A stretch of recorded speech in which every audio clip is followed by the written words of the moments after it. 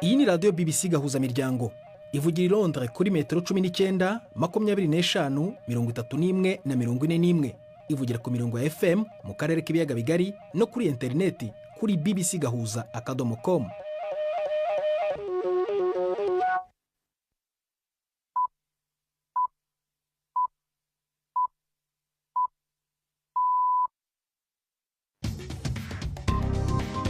Ubu ni saa 10:30 ku isaha mpuzamahanga ya GMT, ni saa 12:30 ku masaha yo mu Rwanda no mu Burundi. Muri studio muri kumwe na Prudence Ngiyumva. Werewe hoteza amatwi BBC gahuza miryango aho uri hose ku isi, kaze kuri radio kuri bbcgahuza.com, kuri Facebook live mu buryo bw'amashusho no ku mirongo migufi ya shortwave. Dore ingingo z'ingenzi z'amakuru turambora mu kanya kuri uyu wa kabiri tariki 23 z'ukwa 9. Burkina Faso, Mali na Niger byatangaje icyemezo cyabyo cyo kuva mu rukiko mpuzamahanga mpanabyaha ICC kandi bigakorwa ako kanya. Muri Repubulika ya Demokarasi ya Kongo, Vital Kamerhe, umuyobozi w'inteko ishinga amategeko, yeguye ku mwanya we nyuma y'ibaruwa yo kumwamagana yashyizweho umukono n'abarenga 1/2 mu nteko. Turajya no mu Rwanda ahakomeje irushanwa ryo gusiganwa ku magare ku rwego rw'isi. Hari n'ikinamico urunana nk'uko bisanzwe buri wa kabiri.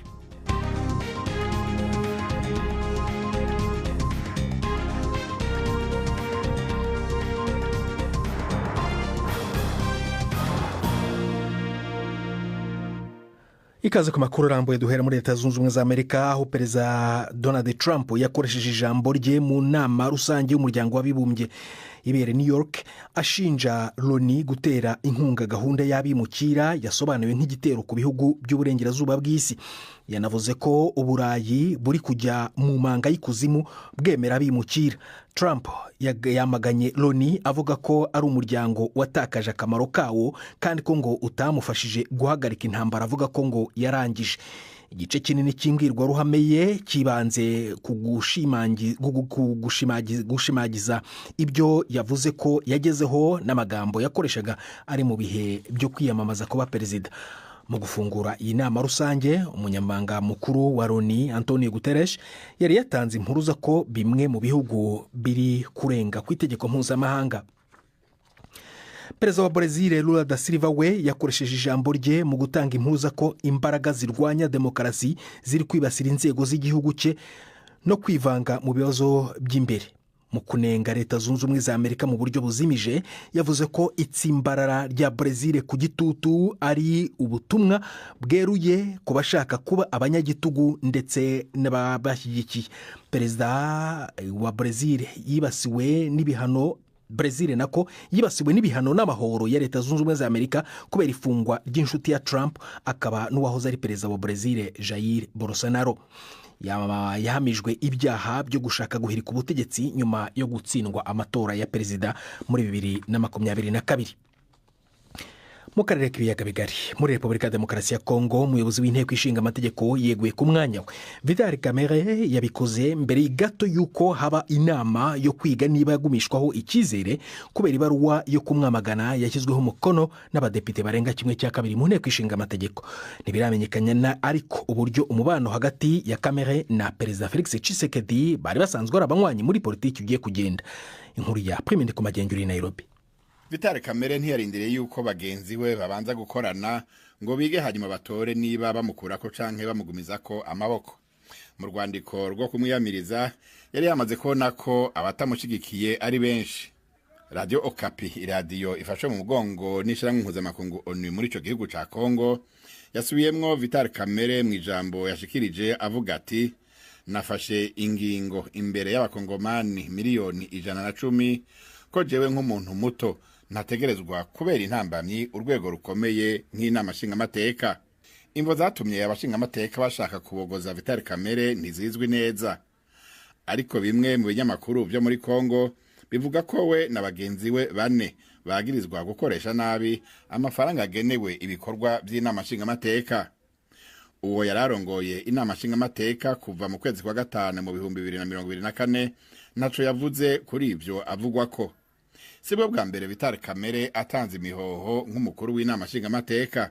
Mu 2009 yaratanze imihoho inyuma yo kunegura ingingo y'uwari umukuru w'igihugu ico gihe Joseph Kabila yo kwemerera ingabo z'u Rwanda kwinjira mu gihugu inama nshingamateka itabyemeje. mu kiganiro n'abamenyeshamakuru i New York aho yitavye inama rusangi ya ONU, Perezida Tshisekedi abajijwe niba ubu agifata kamere nk'inshuti canke uwo bakorana muri politiki, yavuze yuko ari uko abifata kuko atariwe ntandaro y'ivyashikiye kamere. Israel iri gufunga inzira yambuka umupaka hagati ya Jordania n'intara yigaruriwe na Israel ya West Bank kugeza igihe kitatangajwe. Radio y'igisirikare cya Israel yavuze ko abategetsi mu nzego z'umutekano bahawe amabwiriza na Minisitiri w'Intebe Benjamin Netanyahu yo gufunga iyo nzira. Iyi radio yabajije ibiro bye niba iki cyemezo gifitanye isano n'ibihugu bitandukanye ku isi byemeye Palestine nka leta yigenga, ariko nta gisubizo cyatanzwe. Iyi nzira izwi nka Allenby Crossing niyo yonyine yinjirirwamo ikanasohokerwamo ku banyapalestine baba muri iyi ntara ya West Bank bambukira ku butaka, ndetse ikaba n'inzira y'ibanze inyuzwamo ibicuruzwa. Burkina Faso, Mali na Niger byatangaje icyemezo cyabyo cyo kuva mu rukiko mpuzamahanga mpanabyaha ICC, kandi bigakorwa ako kanya. Ibi bihugu bishinja uru rukiko kuba igikoresho cy'ubukoroni bwo muri iki gihe ndetse no gukora ubucamanza butoranya. Inkuru ya Nkechi Obona muragezwaho na Yvette Kabatese. Mu itangazo bahuriyeho, aba bagabo batatu bashinja urukiko mpuzamahanga mpanabyaha gukurikirana mu buryo butangana abaturage b'ibihugu byateye imbere, rukananirwa guhana ibyaha byibasira inyoko muntu, ihonyabwoko ndetse n'ibyaha by'intambara. Abanenga urwo rukiko bavuga ko rwibasira gusa ibihugu bikenye, by'umwihariko ibya Afurika. Icyemezo cya none cy'ibyo bihugu bitatu biyobowe n'imirwi yahiritse ubutegetsi nanone byikuye mu muryango w'ubufatanye mu bukungu w'ibihugu bya Afurika y'Uburengerazuba ECOWAS, biza gushinga irindi huriro ry'ibihugu bya Afurika ya Sahel, binacana umubano n'Ubufaransa bwari bwarabikolonije mbere yo kubaka imibanire n'Uburusiya. Icyemezo cyo kwikura mu banyamuryango b'urukiko mpuzamahanga mpanabyaha kizagira agaciro nyuma y'umwaka babimenyesheje ubunyamabanga bw'umuryango w'abibumbye ONU.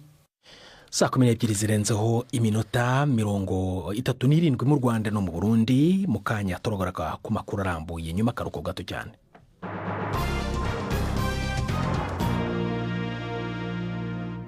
Minisitiri w'Intebe wa Denmark aravuga ko atahakana uruhare rw'Uburusiya mu gitero cy'indege zitagira abadereva drones cyo kuwa mbere ku kibuga cy'indege cya Copenhagen. Ingendo z'indege ziva zikanajya mu murwa mukuru zaburijwemo mu gihe cy'amasaha 4. Mette Frederiksen yavuze ko iki ari cyo gitero gikomeye ku bikorwa remezo bya Denmark. Yanakize isano ku kindi gitero kibasiye ikirere cya bimwe mu bihugu by'Uburayi mu byumweru biheruka. Hagati aho umuryango wa OTAN wamaganye indege z'Uburusiya mu kirere cya Estonia uvuga ko byongera ubukana bw'ubushotoranyi bw'Uburusiya. Tujye mu Rwanda, hakomeje irushanwa ryo gusiganwa ku magare ku rwego rw'isi. Iri siganwa rigeze ku munsi wa gatatu mu murwa mukuru, aho umunyamakuru wacu Samba Cyuzuzo ari kurikurikirana. Mu kanya twavuganye ari kuri telefone ambwira uko bimeze. Uyu munsi wari siganwa ry'abana bari kuva ku myaka 18 na 17, ariko nabo basiganwa biriya bita individual time trial, cyangwa se buri wese aba hasiganwa agerageza gukoresha igihe gitoya. Nko mu bagore rero cyangwa se mu bakobwa basiganwa ibirometero 18. Umukobwa witwa Megan Arens wo mu Buholandi niwe wabaye uwa mbere. Uyu mukobwa umwaka ushize mu marushanwa nk'aya y'isi Zurich mu Busuwisi yari yabaye wa 9. Ubu rero yegukanye umudari ya zahabu, yabaye uwa mbere ku isi, ndetse yabigaragaje rwose ubona anarira yishimye cyane, kuko ubwo ahise ava muri kino cyiciro cy'abatarengeje imyaka 18 cyangwa se cy'abatoya. Ikindi cyaranze uyu munsi nuko nanone byagoye abanyafurika basiganwaga bose hamwe ari abakinnyi bagera kuri 47, ariko umunyafurika waje hafi ni Kiros Tide wo muri Ethiopia, naho Yvonne Masengesho mu Rwanda aba uwa 33. Birumvikana yuko abanyafurika nanone bitaboroheye kubasha kwitwara neza kuri uyu munsi. Kubera iki iri rushanwa ririmo kubera i Kigali ni ku nshuro ya mbere ribereye ku mugabane wa Afurika, kuki birimo bigora abakinnyi bo mu bihugu bya Afurika? Hari impamvu runaka ubona cyangwa bo batanga? Iki nicyo kibazo abafana b'amagare cyangwa se abantu bari ku mihanda barimo bibaza ati ni kubera iki abakinnyi b'ibihugu byo muri Afurika, abakinnyi bacu hano mu Rwanda batari kwitwara neza. Ariko igisubizo ni kimwe, iri ni isiganwa ry'abambere ku isi. Urugero nk'umwaka ushize nta gihugu cya Afurika cyegukanye umudari n'umwe kandi n'uyu mwaka niko bishobora kuzagenda. Impamvu ahanini ni uko haba haje abo nakwita aba mbere ku isi cyangwa se ibihanganye ku isi muri uyu mukino w'amagare. Abo rero usanga ari abo mu bihugu biteye imbere, aho bitoza neza, bafite ibikoresho byabugenewe bigezweho n'ubushobozi buhagije. Ibyo rero nibyo abakinnyi benshi mu bihugu bya Afurika baba babuze, ni nayo mpamvu turimo tutabona yuko bari kwitwara neza kugeza ubu ngubu. uyu ni umunsi rero wa gatatu w'irushanwa. Nyuma y'uyu munsi ubu hakurikiyeho iki ejo ku munsi wa kane? Ejo hazaba isiganwa rimwe, ni isiganwa bita team time trial mixed relay. Naho buri gihugu gitoranya abakinnyi batandatu, buri gihugu muri bino bihugu byaje ariko ibyiyandikishije gusiganwa muri iri rushanwa. Abakinnyi batandatu rero, abagabo batatu n'abagore batatu, abo bagafatanya maze bagasiganwa, buri gihugu bakareba igihugu cyakoresheje igihe gitoya. Aha baziruka ibirometero 41 barebe ibihugu uko bizagenda byitwara mu gukoresha igihe gitoya ariko bafatanyije abagore n'abagabo. Aha rero ubu ngubu hiyandikishije ibihugu bigera kuri 14 nibyo byiyandikishije gusiganwa muri iri siganwa. Harimo ibihugu 5 bya Afurika, aho haba mu Rwanda biteze kureba uko ikipe y'u Rwanda izitwara, ariko n'ubundi amakipe y'ibihugu akomeye za Espagne, Ubwongereza, ibihugu nk'Ubufaransa, nibyo biba byitezweho guhabwa amahirwe menshi yuko ariyo byakwitwara neza. Nicyo giteganyijwe rero ku munsi w'ejo. Umuryango ukomeye uharanira uburenganzira bwa kiremwamuntu muri Irani uravuga ko umubare w'abantu bishwe muri uyu mwaka muri Irani warenze 1000. Uyu muryango Iran Human Rights ukorera muri Norvège uvuga ko wamenye 64 bishwe muri iki cyumweru cyonyine mu biganiro bagiranye n'abawuha amakuru. Umuyobozi wawo yatangaje ko mu mezi ya vuba guverinoma yatangiye icyo yise gahunda yo kwica abantu ku bwinshi muri gereza. Yongeraho ko benshi mu bicwa bazira ibyaha bishingiye ku biyobyabwenge kandi nta na kimwe cyashyizwe ahagaragara.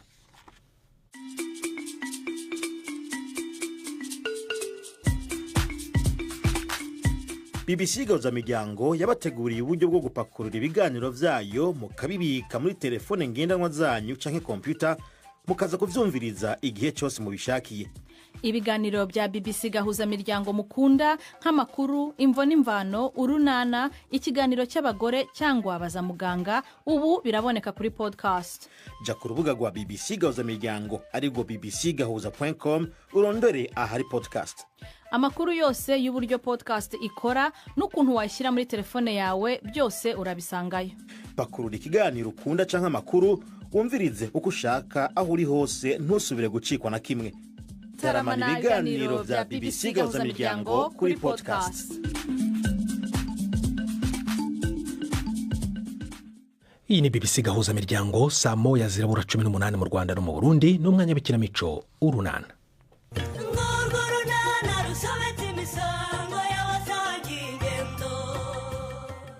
Ubuyobozi bwa Nyarurembo mu ngamba zo kwita ku isuku n'isukura. Hagati aho Nadine mu ngamba zo gutangiza umwana ifashabere. N'urunana.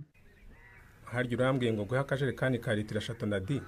Yego Firi, urama n'ibiro 2 by'ifarini. Hanyuma se turiya dukombe twiza mbonamo hano utugurisha ngahe Firi? Byaterwa n'utwo ushaka ariko Nadine. Manura turiya twiza tw'umweru turiye. Utwo ngutwo Firi. Mfashemo tutubiri hanyuma mpereza n'iyo sorori y'icyuma. Ngaho mbarira aya ngaya nangaye nkwishyura. Ayo wishyura n'aya ngaya Nadine nayo ngayo. Ngo ayo mafaranga yose ubwo se agakombe kamwe kagurishwa ngaye koko Firi? Yose ariko randitse Nadine. Niba ushaka tubiri urabibona ko rwose twombi ari 2,000 hari ikindi. Gumana yanjye ibintu birahenze Firi. Ko ubwo uko nkeneye amasafuriya mato nk'abiri byibura. Ariya masafuriya rero matoya yo imwe nyine nawe amake n'amafaranga 3,000. Oya rwose birahenze Firi, birahenze. Subira n'ibyenzi gani fari n'ubuto bwo gutekesha amandazi. Akira. Hanyuma se bindi kubiretse ntago wari ubikeneye Nadine? Nari mbikeneye yego, ariko nyine ubwo nta kundi nabigenza. Ninangira guha umwana wanjye ifashabere nzakoresha ibyo nsanganywe mu rugo. Ko nabonye Budensi yaragiraga ibikoresho byihari byo gutegura amafunguro y'umwana n'ibyo akoresha mugaburira. Ariko Philip uragereranya. Ubwo ugiye kungerana na Budensi ufite umugabo w'umucuruzi akaba n'umwarimu kazi kuko Philip. Ariko rero nta mwana uruta undi Nadine. Niba wumva ko ari ngombwa ko umwana agira ibikoresho byihariye bikitabwaho by'umwihariko kugirirwa isuku wabigura. oya da nabamaze igishoro cyose cyakora ku munsi w'isoko nzarema ndebe uko bihagaze. icyo nakumenyesha nuko nguhere ku giciro nk'icyo mu isoko rwose. nta kindi nakorera kuko igishoro nari mfite cyahita gishira. ariko se kuki wikinisha cyane nk'aho se w'umwana adafite ubushobozi? wahamagaye Patrick akagurira umwana w'ibikoresho bikenewe mu kumutegura iyo fashabere. Firi ubwo uzanye iryo zina mbarira nkwishyura bare muri aka gakombe kamwe ubundi nigendere. Firi ntawe utinya ishyamba atinya icyo barihuriyemo.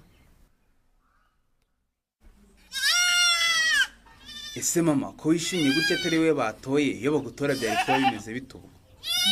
yarageze ahabyina ngira ngo n'ubundi niwe batoye. erega uwatowe ni umugabo wanjye di kandi njye na Bushombe twabaye umwe. ese kamwe abana se barabizi burya? tugomba kubyishimira rwose Bushombe, tukabaga isake cyangwa isekurume. kumutorera kuba parasosho nibyo byatuma mubaga inkoko mama, mubaga iyanyu nimukore kuzanjye.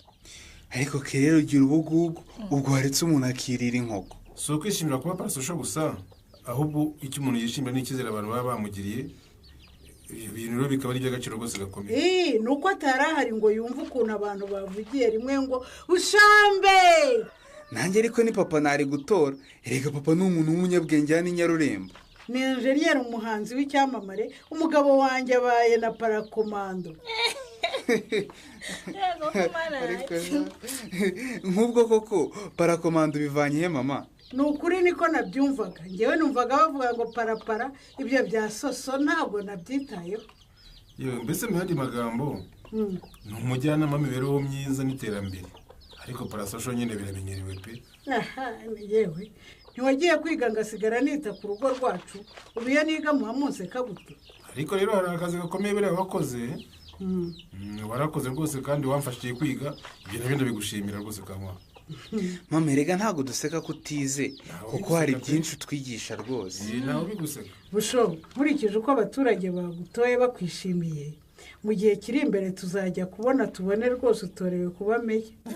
nyumvira mama noneho azaba meya nyine, nanjye mbe mukameya. nanjye mbe umwana wa meya nyine. cyakora muzi gusetsa gusa nta kindi. ariko ni hahandi nanjye iyo niga nari kugira yanjye amahirwe singendere ku ya Bushombe. urumva ushaka kujya kwiga se tubigufashemo mama? uramamagaye ngira ngo ugiye kumbwira ibirebana n'amasengesho mujyi. gusenga ni ngombwa igihe cyose kandi n'ubundi mugomba kubishyira mu by'ibanze reya. njye ndakumvira rwose. abanyeshuri banjye nababwiye kwinjiza Imana mu buzima bwabo bwa buri munsi, mu byo bakora byose, amasomo yabo, iterambere ryabo ndetse no mu buzima bwabo bwa buri munsi.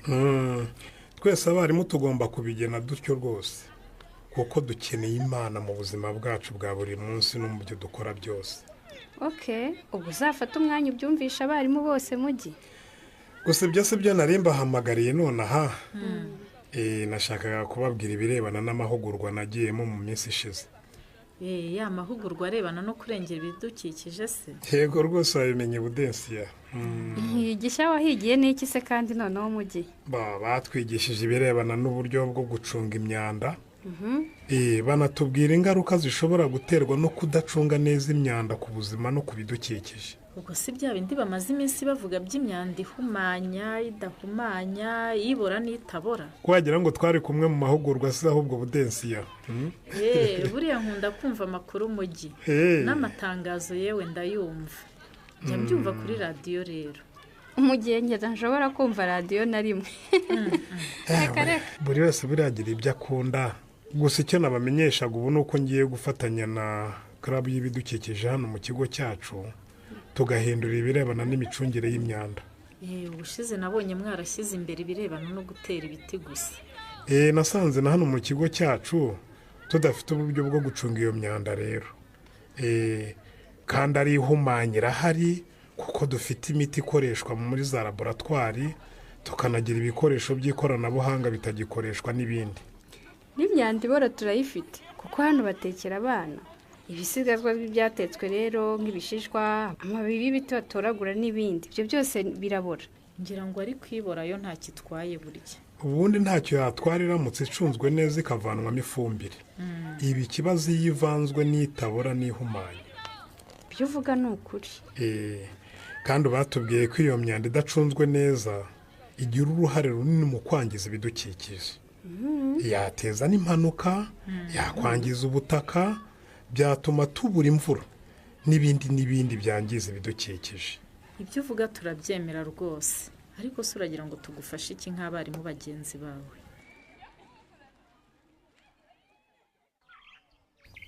None se umunsi nta mandazi uri bukore Nadi? Kandi ubona mvuye kugura ibyo kuyakoresha mujye? Umenya ariko waryamiriye tu cyangwa ufite yaraye uri bucuruzi? Amandazi ya Nadi narara? Reka arara yashize. Cyakora by'abaryoshye Nadi. Umenya ufite ibanga rihariye. Ibanga ry'akazi rigomba kubaho. Nibyo rwose. Nanjye rusanze ngiye mu murima Nadi. Ubu murasintinda nanjye urumva ko ngomba kujya guteka amandazi. Narinyuze ngo ndebe ko hari igikombe n'amasafuriya udakoresha. Uko ngewe mugeni? Yego nyine. Numvishe akamaro ko kugura ibyo nzakoresha nintangira guha umwana ifasha abere, ariko nsanze bihenze pe. Nadi, karame. Urabizi ko ntacyo ntagufasha ngishoboye. Ariko ibyo mfite nibyo nkoresha pe. Mana yanjye, ubwo uzi ko ari ukwezi kumwe gusigaye ngo ntangire kumugabura umwana wanjye. Ariko se Nadi, uhangayitse utyo kubera icyo uzi neza ko umwana afite se ukorera amafaranga. Umwana si wawe wenyine, kuko ntiwiteye inda. Uwayinteye namubwira ko ntwita agahinduka nk'igikoko, akandaza hanze, akanyurukana iwe, ntafite ahonge. Urumva rero nkwiye kujya kwirukira mujye? Ibyo uvuze byabayeho rwose pe. Sibyo? Ariko nonaha nawe urabizi ko Patrick ashaka kumenya umwana we. Wowe ubwawe no kwishyira hejuru wujuje mu mutima wawe nibyo biguteje ikibazo ufite nonaha. Nawe nitega inshuti yanjye no kumbwiye mujye ngo mfite kwishyira hejuru mu mutima wanjye. None n'iki kintu kikuza kwereka umwana se? Niki gituma umva watira ibikombe n'amasafuriya kandi uzi neza ko Patrick afite ubushobozi bwo kwigura? Umva, tekereza ku buzima bw'umwana wawe. Nibyo Patrick yagufasha, byafasha uwo mwana gukura neza no kumurinda imikurire mibi. Mujye ushyigiye ko Patrick yinjira mu buzima bw'umwana wanjye? Cyane rwose. Mugafatanya kumwitaho. Akagira uruhare mu mikurire ye, mu buzima bwe, mu burezi bwe, yewe no mu mirire ye. Mbese akagira uruhare mu byakorwa byose kugira ngo akure neza atagwingiye. Uti club yo kurengera ibidukikije urashaka kuyongera inshingano mujyi? Cyane rwose muyobo. Izo nshingano nshya ni izihe? Icya mbere, izina ryayo ntirizakomeza kuba club yo kurengera ibidukikije gusa. Ahubwo iritwa club yo kurengera ibidukikije n'isuku n'isukura. Club yo kurengera ibidukikije n'isuku n'isukura? Kandi nyine inshingano ziyongeramo ziraba ari ukwita ku isuku n'isukura hano mu kigo cyacu. Ndakumva rwose, kandi ntabwo umuntu yakwita ku bidukikije yirengagije isuku n'isukura. Ubushize twateye ibiti ni ukuzareba ibitarameze neza tukabisimbuza. Yego. Gusa hari n'icyo tuzabakeneraho nk'abayobozi. Urabizi ko icyakorwa kugira ngo ibidukikije bibungabungwe naba niteguye kukibafasha mu gihe. Nyine mu mahugurwa batubwiye ko iterambere rirambye n'imibereho myiza harimo n'isuku n'isukura. Bikaba bitazagerwaho igihe cyose hatabayeho kuvangura imyanda ibora, itabora n'ihumanya. Imyanda ihumanya ahubwo mujyi? Kuko rwose kugeza ubu ntidufite aho dushyira ibikoresho by'ikoranabuhanga tutagikoresha. Ongeraho ko tutaranabona aho tumena ibisigazwa by'imiti ikoreshwa muri laboratwari. Ibyo twakoze buriya ni uburyo bwo kwirwanaho. Ahubwo se wowe uvuye mu mahugurwa bakubwiye ko tugomba kubigenza dute? Batubwiye ko ahandi hantu hari kampani zibishinzwe gutwara imyanda, gusa bakaba bagomba kuyitwara ivanguye. Ubwo icyo munsaba ni iki rero? Ni ukugura ibikoresho byo gushyiramo imyanda ibora ukwayo, itabora ukwayo, ihumanya ukwayo, ubundi ukanadushakira amakuru arebana n'abafite inshingano zo gutwara imyanda. Icyo ndagishyira mu byihutirwa. Hanyuma rero club yo kurengera ibidukikije n'isuku n'isukura mwe muzadufasha iki? Ubwo tuzakurikirana ko iyo myanda ishyirwaho yagenewe. Tuzanakangurira abanyeshuri kuyivangura. Cyore, ninde ugusuriye se kuje wipfutse amazuru reya? Mana we, ibyo mbonye hariya biragatsindwa. Uzi ko habuze gato ngo nkadagira ubwanda. We, ubibonye hehe se? Sori, nkubwije ukuri rwose ndabirambiwe. Ndabirambiwe rwose.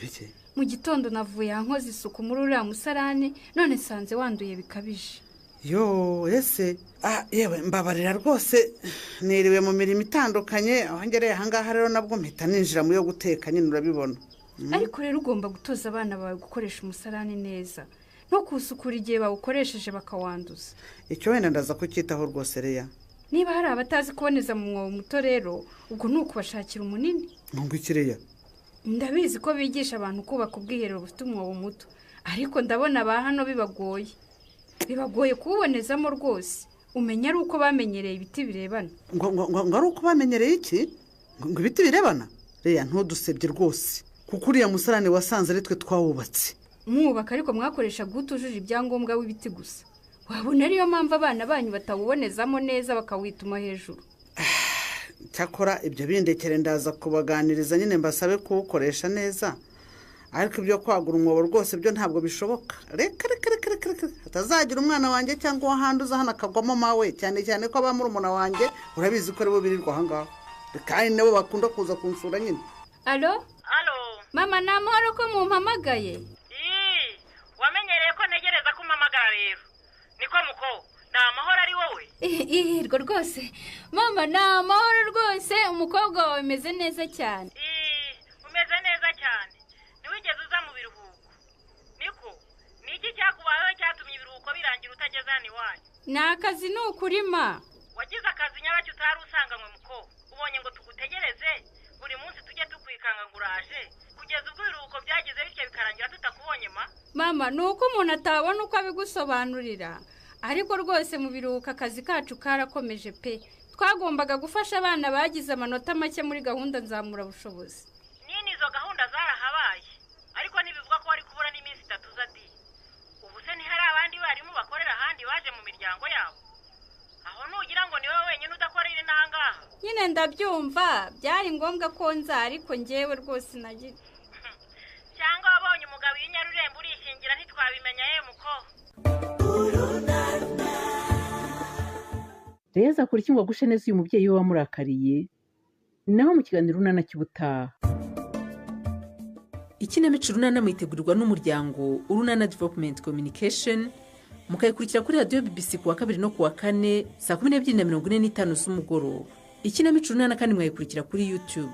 kuyigeraho andika ijambo ikinamico urunana official maze utange n'ibitekerezo.